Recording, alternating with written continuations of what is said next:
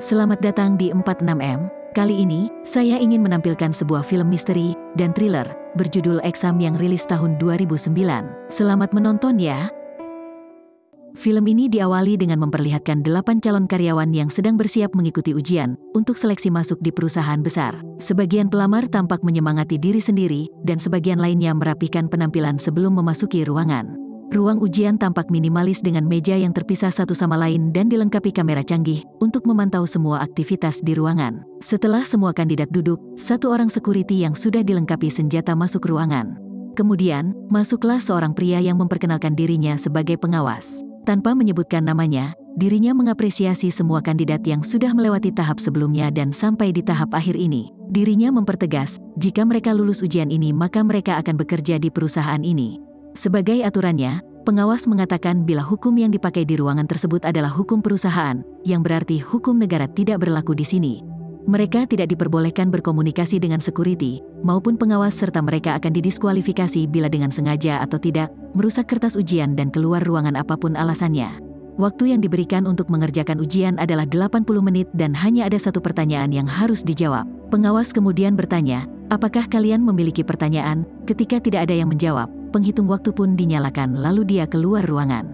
Para kandidat membalik kertasnya masing-masing, dan melihat kertas itu ternyata kosong. Mereka terlihat bingung sambil saling memandang dan karena waktu tetap berjalan, mereka pun panik. Kandidat nomor 2 berinisiatif menulis bila dirinya sesuai dengan pekerjaan itu, lalu kamera pengawas melihatnya dan security diperintahkan untuk mengeluarkannya karena dia sudah merusak kertasnya. Dia pun memohon untuk diberi kesempatan kedua, namun dirinya tetap dikeluarkan. Kemudian kandidat nomor 5 menyadari, bila aturan hanya mengatakan mereka tidak boleh berbicara dengan pengawas dan security, yang berarti mereka boleh berbicara dengan sesama kandidat. Dia pun memberitahu yang lain tentang hal itu dan membuat semuanya menyimpulkan, jika mereka harus bekerja sama untuk menemukan pertanyaannya terlebih dahulu. Mereka mendiskusikan beberapa cara agar mereka lulus ujian namun semuanya tampak bingung. Sementara, kandidat nomor 1 tidak berbicara sama sekali. Seorang kandidat mencoba memperkenalkan dirinya, tetapi nomor 5 menyarankan tidak menyebutkan nama asli untuk merahasiakan identitas. Dia pun memberi nama panggilan kandidat nomor 1, Tuli, karena belum berbicara sama sekali. Kemudian coklat, hitam, dan putih, sesuai dengan warna kulit masing-masing. Selanjutnya kuning, merah, dan silver, sesuai dengan warna rambut mereka. Setelah itu, putih menyarankan semuanya untuk bangun dari tempat duduk karena tidak ada aturan yang melarangnya. Dia pun mencobanya untuk membuktikan perkataannya, dan security pun tetap diam yang berarti memang hal itu tidak melanggar peraturan. Merah mempercayai bila pertanyaan itu ditulis dengan tinta transparan. Semuanya pun setuju dengan teori itu, namun tidak tahu bagaimana cara mengeceknya. Merah berdiri dan menggunakan lampu ruangan untuk melihat apakah ada sesuatu yang tertulis di kertas, namun tidak ada tulisan yang muncul.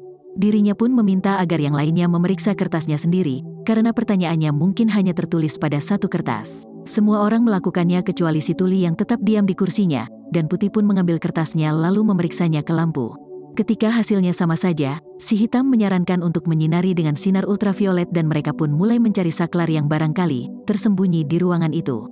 Saat saklar tidak ditemukan, mereka mulai mencari sumber listrik ke ruangan itu. Si Tuli tidak berpartisipasi sama sekali dan dengan gugup tetap di kursinya. Si kuning menemukan lampu darurat di ruangan itu, tetapi karena tidak ada saklar, mereka pun memutuskan untuk mematikan paksa bohlam lainnya, agar terjadi situasi darurat yang akan menyebabkan lampu darurat menyala.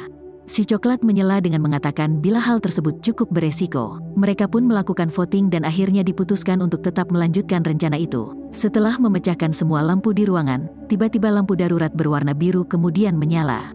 Semuanya mulai mencari pertanyaan di kertas kecuali si Tuli. Namun, mereka kembali kecewa manakala pertanyaan yang dicari tetap tidak muncul. Si merah meminta semua untuk memecahkan lapisan pertama pada lampu darurat, karena mungkin saja cahaya dasarnya adalah sinar UV.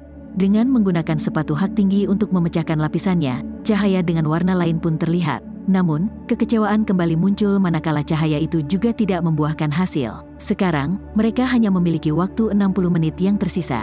Si Putih yang sudah frustasi, meminta semuanya untuk memikirkan cara lainnya. Saat mereka bertukar pikiran, dia menyadari bila kertas nomor 2 bisa dicek sesukanya karena pemiliknya sudah didiskualifikasi. Semuanya pun berkumpul di sekitar mejanya dan mencoba mengarsir kertas itu. Namun, pertanyaan tetap belum ditemukan. Kemudian si Putih merobek kertasnya menjadi beberapa bagian sehingga semuanya bisa bereksperimen. Selanjutnya, dirinya pun membasahi salah satu bagian dengan air mancurnya berharap tulisan akan muncul bila terkena cairan. Tetapi, cara itu juga belum berhasil. Si hitam dan putih terlibat percekcokan sengit saat mendiskusikan apa yang harus mereka lakukan selanjutnya. Tetapi, keduanya terdiam ketika mendengar suara tangisan si tuli. Dia mendumel dengan suara pelan di kursinya sambil dilihat oleh yang lainnya. Setelah itu, pria tersebut mulai berbicara dalam bahasa Perancis dengan bertanya pada semuanya, apakah kalian sudah melihat sesuatu di kertas, dan mengatakan bila kertas itu mencerminkan diri mereka. Semuanya pun tampak tidak terlalu memikirkan perkataannya dan kembali mendiskusikan rencana selanjutnya. Mereka pun terdiam ketika si coklat berbicara. Dia berteori bila sebenarnya mereka tidak sedang dalam ujian, melainkan berada di semacam pertunjukan, di mana para petinggi perusahaan telah memasang taruhan pada siapa yang memenangkan acara ini, yang intinya adalah semua kandidat hanya dijadikan hiburan semata. Si coklat berpikir bila para petinggi perusahaan mungkin ada di balik ini, karena uang bukanlah hal yang terlalu dipentingkan bagi orang super kaya tersebut, dan dengan jumlah uang yang mereka miliki, para petinggi pun pasti akan menanggung apapun resikonya.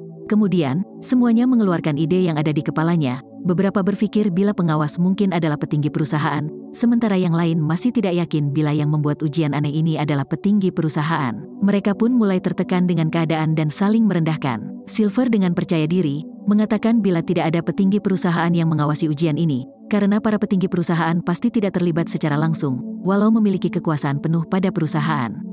Hal tersebut mengungkapkan, bila Silver mengetahui perusahaan lebih detail daripada yang lain. Si coklat bertanya, bagaimana kau bisa mengetahui hal itu? Ternyata, Silver sudah bekerja di perusahaan ini sebagai HRD, tetapi belum pernah melihat petinggi perusahaan dan alasan dia berada di ujian ini adalah untuk bekerja di posisi yang lebih tinggi. Si putih kemudian mengatakan, bila dirinya ikut ujian ini karena ditawari seseorang, dan yang lainnya mengatakan, bila mereka sengaja melamarnya. Namun ada satu kesamaan yang dimiliki semuanya, yaitu bahwa semuanya tidak tahu detail perusahaan yang mereka lamar, karena semuanya diberitahu untuk tidak mengajukan pertanyaan apapun. Silver kemudian memberitahu, bila mereka melamar perusahaan farmasi multinasional yang bernama Biro. Beberapa tahun lalu, saat sebuah pandemi menyebar di kalangan anak muda dunia, perusahaan inilah yang pertama kali menemukan vaksinnya. Dan sekarang, omset tahunan perusahaan ini adalah 20 miliar dolar dan semua itu berkat petinggi perusahaan. Tiba-tiba, si hitam mengungkapkan bila perusahaan mungkin sudah menemukan obat untuk penyakit mematikan terbaru, yang telah membunuh jutaan orang di seluruh dunia. Si merah tanpa diduga, tertarik dengan perkataan tersebut. Hal itu membuat si putih curiga dan langsung bertanya padanya, apakah si merah sedang terinfeksi virus? Si merah pun menjawab bila dirinya tidak terinfeksi virus apapun. Setelah itu, dia mendekati security dan mengambil korek dari sakunya tanpa berkomunikasi dengannya serta melirik alarm kebakaran. Mereka berencana menggunakan korek api untuk memicu alarm kebakaran agar sprinkler mengeluarkan air karena kemungkinan air tersebut dapat memunculkan tulisan di kertas. Si merah lalu naik ke meja namun belum bisa menjangkau alarm itu. Si putih pun membantunya dengan memberi kertas yang sudah digulung kemudian dinyalakan untuk memicu alarm. Setelah itu air pun mulai menghujani ruangan tapi hasilnya tetap sama. Tiba-tiba, security berjalan ke arahnya dan si merah membuka kertas yang ada di tangannya dan mengungkapkan bila kertas ujian itu adalah miliknya.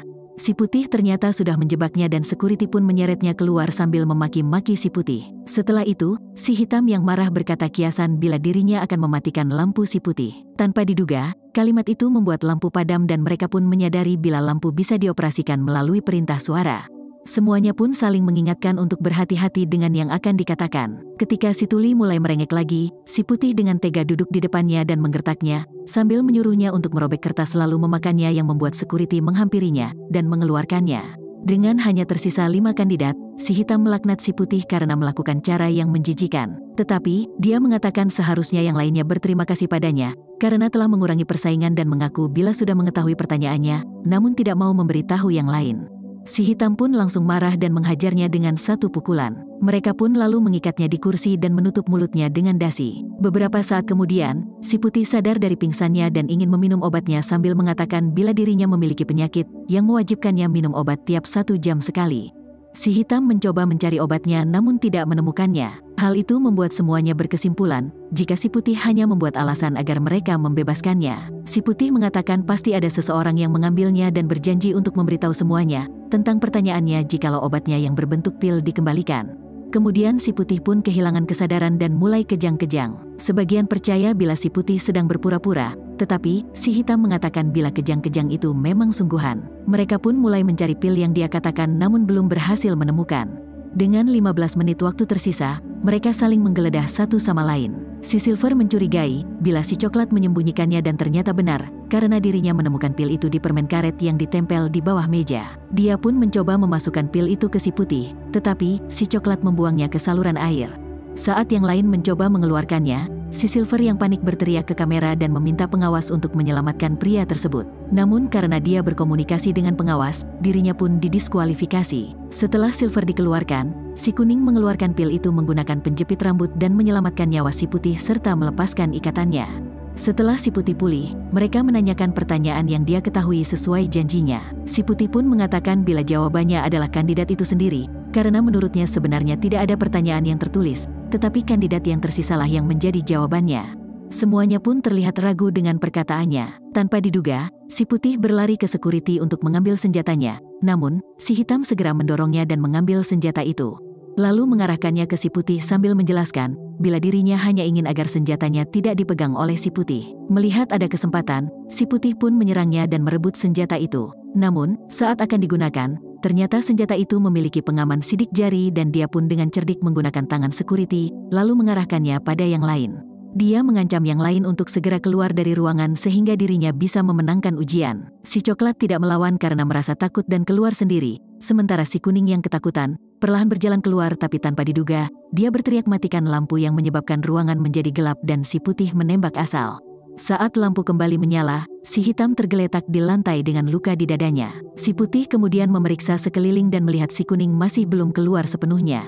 Saat ingin menembaknya, dia menyadari bila waktu ujian telah selesai. Dia pun berjalan ke arah kamera untuk memberitahu pengawas bila dirinya adalah pemenangnya. Namun, security tersebut mendekatinya dan menunjukkan waktu di jam tangannya. Si Putih pun terkejut terheran-heran, manakala waktu yang tersisa sebenarnya masih 20 detik lagi, yang berarti dirinya harus didiskualifikasi karena berkomunikasi dengan pengawas. Kemudian terungkap bila si Tulilah yang sudah mengubah waktu saat yang lainnya asik berdiskusi. Akhirnya si Kuninglah satu-satunya yang tersisa. Kemudian, dia berjalan mengambil kacamata si Tuli yang tertinggal saat dibawa keluar. Dengan menggunakan kacamata dan pecahan kaca, dirinya melihat tulisan pertanyaan 1. Yang lebih mengejutkan, si Tuli memasuki ruangan dan terungkap bahwa dirinya adalah petinggi perusahaan yang berada di sana untuk mengawasi semua kandidat. Si Kuning berjalan ke arahnya dan berkata tidak. Hal itu membuat pemilik dan pengawas tersenyum karena telah menemukan seseorang yang lulus ujian. Ternyata, saat pengawas di awal ujian menanyakan apakah ada pertanyaan, sebenarnya hanya itu yang harus dijawab. Dan tujuan ujian ini disiapkan adalah untuk menguji kecerdasan serta kepekaan para calon kandidat. Mereka pun mempekerjakan si Kuning sebagai sekretaris dari petinggi perusahaan. Namun, dia menolak hal itu karena dirinya tidak ingin bekerja di perusahaan yang telah menghilangkan nyawa manusia. Pengawas mengungkapkan, bila si Hitam belum mati karena peluru yang mengenainya adalah kapsul penyembuh luka yang tidak mematikan. Kapsul itu sebenarnya adalah obat ajaib yang baru mereka produksi, dan berkhasiat menyembuhkan penyakit apapun di dunia. Akhirnya si Kuning pun dengan lega menerima pekerjaan itu, dan film berakhir saat dirinya berjabat tangan dengan petinggi perusahaan. Terima kasih sudah menonton, subscribe bila suka dengan video ini, dan sampai jumpa.